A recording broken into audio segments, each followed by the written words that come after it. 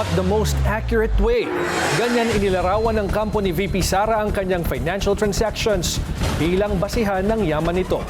Sa kabila ng bilyon-bilyong pisong recorded transactions sa loob ng halos 2 dekada, nanindigan ng kanyang abogado na kulang ito ng konteksto. Nagbabalik si Joash Malimban para sa detalye.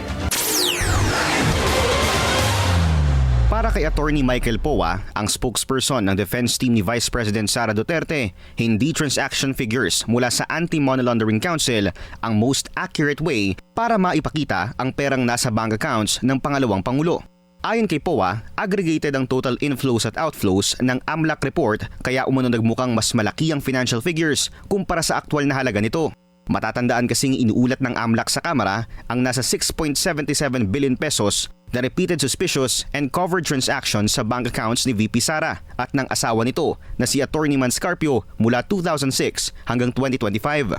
Well, the Vice President has clearly denied na may ganyan siyang kalaking pera na dumaan na nagkaroon siya at any one time or, yung na ganyan kalaking pera or even any amount remotely close to it. For example, ang isang tao nag-deposit ng 10,000 pesos sa bank account niya.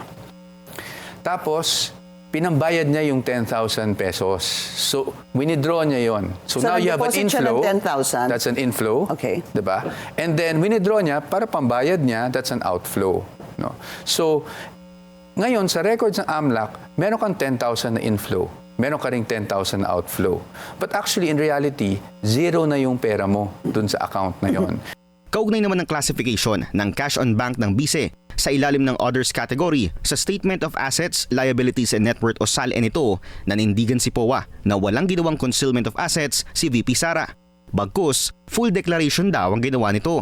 On the part of the Vice President, wala namang concealment. It's not as if meron siyang pera na hindi na dineclare. Okay.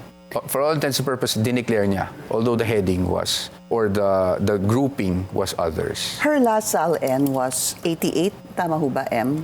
Opo, if I remember. Sa kabila nito, para sa political commentator na si Attorney Ed Chico, marami raw dapat ipaliwanag ang BICE kaugnay ng inilabas na AMLAC report sa Kamara.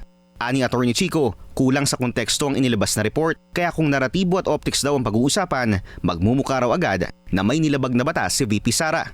Kaugnay naman ng paglitaw ng nagpakilalang bagman ng BICE, sinabi ng political commentator na tila nagmukhang one-stop shop witness si Ramil Madriaga. Well, ang problema ko lang kasi sa kanya, I think he's a willing witness more than anyone else, So para siyang ginawang one-stop shop. Kasi di ba nakita mo yung unang affidavit niya? Yung unang affidavit niya, konti lang yung kwento eh. Tapos yung supplemental affidavit niya, dumami kwento. Pambihira, parang alam niya na yung buhay ng mag-ama, hindi ba? Which of course doesn't make sense.